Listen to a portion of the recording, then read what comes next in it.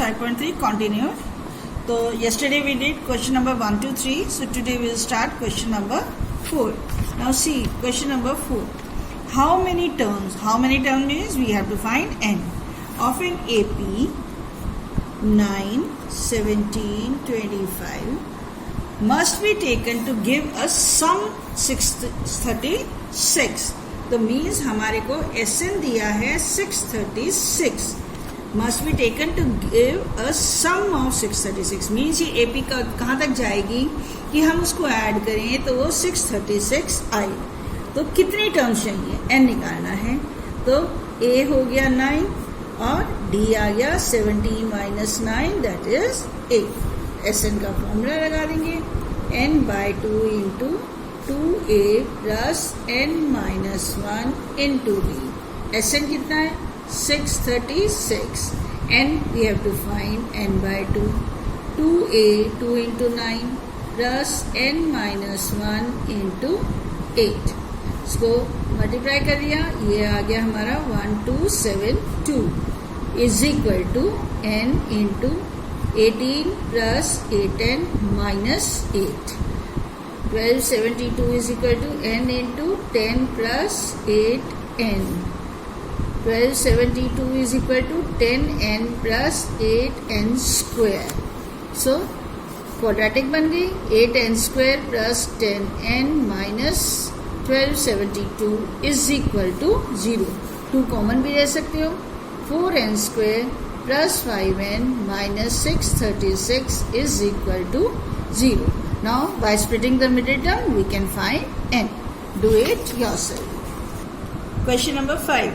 The first term of an AP is 5. So, A is equal to 5. And the last term is 45. The last term an होगी 45. And the sum is 400. Find the number of terms and the common difference. तो अब हमें n भी निकालना है और d भी निकालना है. तो देखो an और SN हमें दिया हुआ है. तो पहले हम an का फॉर्मूला लगाते हैं. an is equal to a plus n minus 1 into d. an कितना है 45. a is 5 plus n minus 1 into d. 40 is equal to n minus 1 into d आ गया.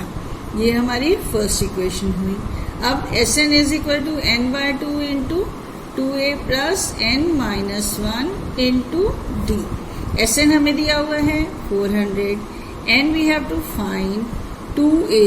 तो a is given 2 into 5 and n minus 1 is 40. So plus 40. 800 is equal to n into 50. तो 800 is equal to 50n. n is equal to 800 upon 50. So n is equal to 16 answer आ गया. अब हमारे को d निकालना है तो putting in first 40 is equal to n minus 1 into d. 40 is equal to 16 minus 1 15 into d. 40 upon 15 is equal to d 8 upon 3. So d is 8/3. Now question number 6. The first and the last term of an AP are 17. First 17 होगी. Last term an is equal to 350 हो गया. If the common difference is 9, d 9 हो गया. How many terms are there and what is their sum? तो पहले हमें n निकालना है और उसके बाद हमें Sn निकालना है. तो n हम निकाल लेते हैं an के फॉर्मूले से. an is equal to a plus n minus 1 into d. 350 is equal to 17 plus n minus 1 into 9. You can find n from here and then you will put it in the formula for Sn and then you will find Sn also.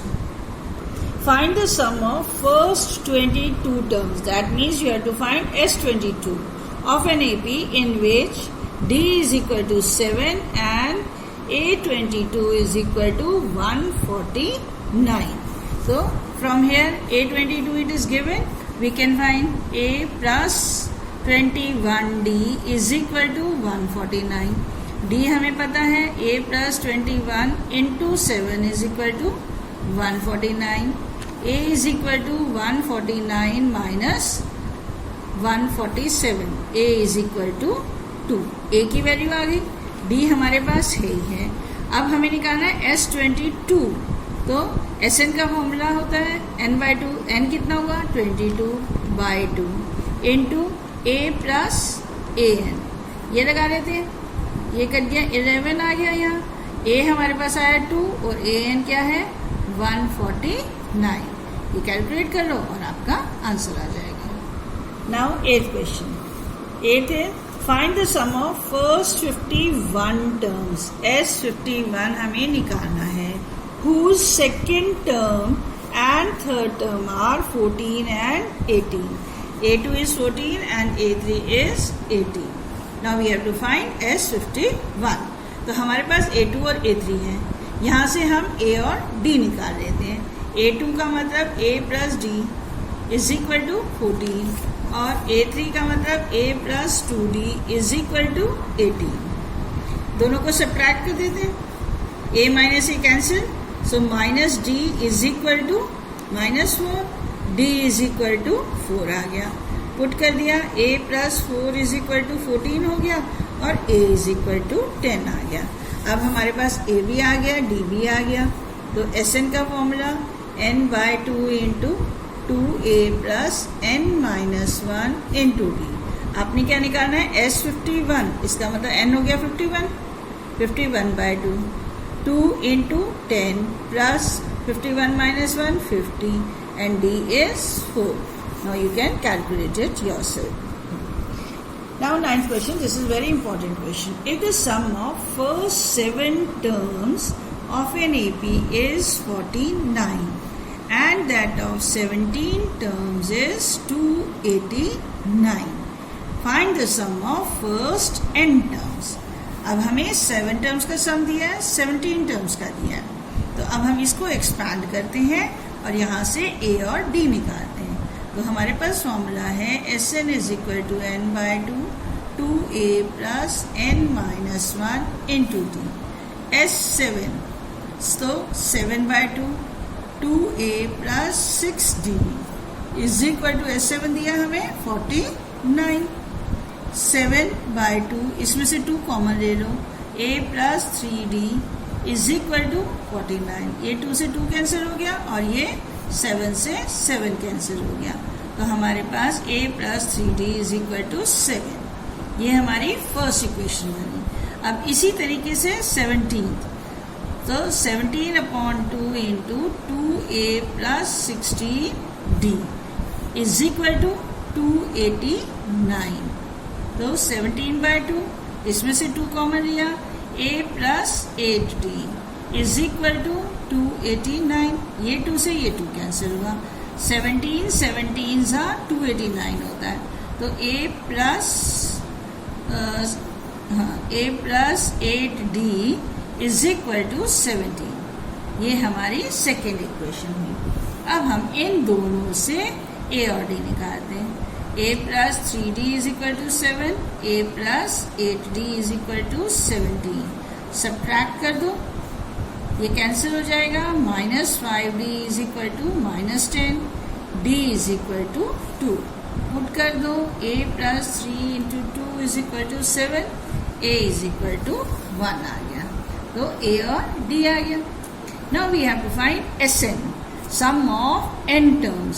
Some of n terms का मतलब n को हमने n ही रहने देना है, a और d की value put करनी है, तो n/2 into 2a plus n minus 1 into d, n is n, 2 into 1 plus n minus 1 into 2, n/2 2 plus 2n minus 2, ये कैंसिल हो गया, तो n/2 इंटू 2n, 2 से 2 कैंसिल हो गया and you get the answer as n square. Now question number 10 and 11, they are different, so we will do it later after the exercises. So let me first do question number 12. Find the sum of first 40 positive integers divisible by 6. इसका क्या मतलब हुआ? Find the sum of first 40, इसका मतलब n तो हो गया आपका 40, और कौन से इंटीजर, डिविजिबल बाय 6, तो हमारी AP क्या बनी 6, 12 और 6 40s are 240, ये आ गई AP।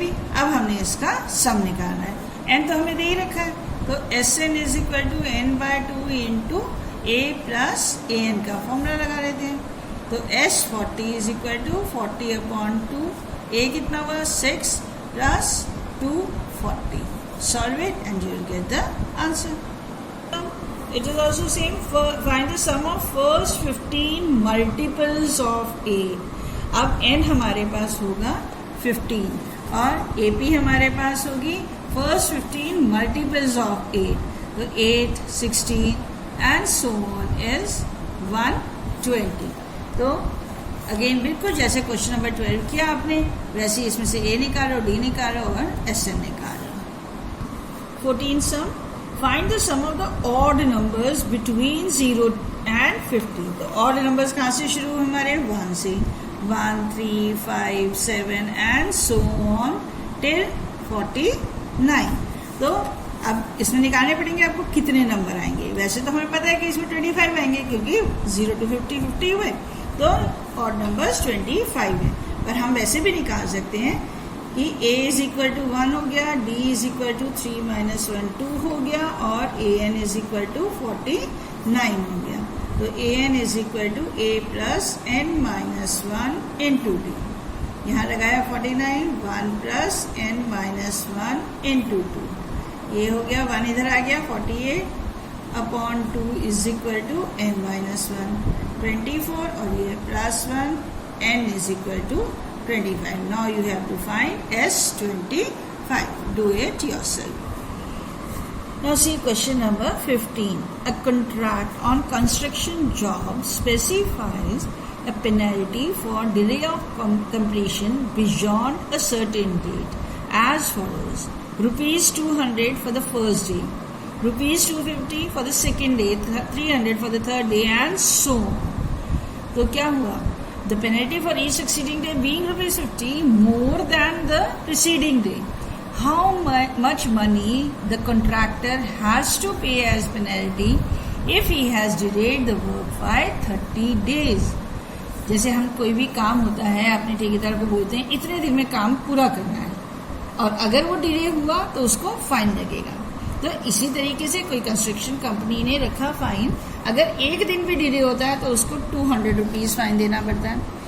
अगर सेकेंड डे हो गया तो उसको 250 रुपीज सेकेंड डे का देना है। ये नहीं कि भाई सिर्फ 250 देगा वो, मतलब उसका टोटल 2 दिन का 450 हो गया। इसी तरीके से उसकी पेनल्टी 50 रुपीज बढ़ती जाएगी। तो 30 डेज के बाद उसका टोटल अमाउंट कितना आएगा फाइन का, वो हमें निकालना है। तो हमारे पास क्या क्या है, A 200 है, D हमारे पास 50 है और N हमारे पास 30 है। 30 डेज की पेनल्टी हमें निकालनी है, तो आपने अब S30 जो है निकालना है। Do it yourself.